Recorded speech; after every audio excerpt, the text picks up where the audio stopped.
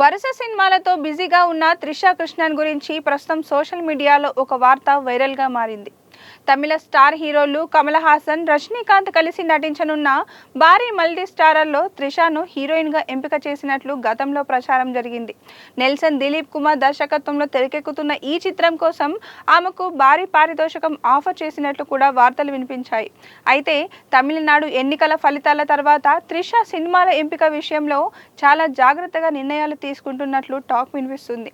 ఈ క్రమంలోనే కమల్ హాసన్, రజనీకాంత్ కాంబో మూవీలో నటించేందుకు ఆమె అంతగా ఆసక్తి చూపించడం లేదని ఆంగ్ల మీడియా కథనాలు పేర్కొంటున్నాయి. ఏకంగా 12 కోట్ల రూపాయల పారితోషికం ఆఫర్ చేసినప్పటికీ త్రిష ఈ ప్రాజెక్టును తిరస్కరించినట్లు ప్రచారం జరుగుతోంది.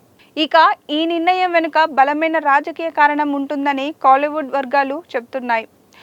ఈ సినిమాను ఉదయనిధి స్టాలిన్కు చెందిన రెడ్ జైంట్ మూవీస్ నిర్మిస్తుండటంతో త్రిష వెనక్కి తగ్గినట్లు వార్తలు వస్తున్నాయి. అయితే నిజంగా ఆమె ఈ సినిమాలో నటిస్తున్నారా లేదా అనే విషయంపై ఇప్పటివరకు ఎలాంటి అధికారిక ప్రకటన రాలేదు. దీంతో అభిమానులు క్లారిటీ కోసం ఆసక్తిగా ఎదురుచూస్తున్నారు. ఇదిలా ఉంటే ప్రస్తుతం త్రిష వరుస సినిమాలతో బిజీగా ఉన్నారు. తాజాగా ఆమె వీరభద్రుడులో లాయర్ ప్రీతిగా ప్రేక్షకులను ఆకట్టుకున్నారు. అలాగే మెగాస్టార్ చిరంజీవి సరసన విశ్వంబర సినిమాలో నటిస్తున్నారు. వశిష్ఠ దర్శకత్వంలో రూపొందుతున్న ఈ సోషియో ఫ్యాంటసీ మూవీ కోసం ప్రపంచ స్థాయి విఎఫ్ఎక్స్ కంపెనీలు పనిచేస్తుండటంతో సినిమాపై భారీ అంచనాలు నెలకొన్నాయి.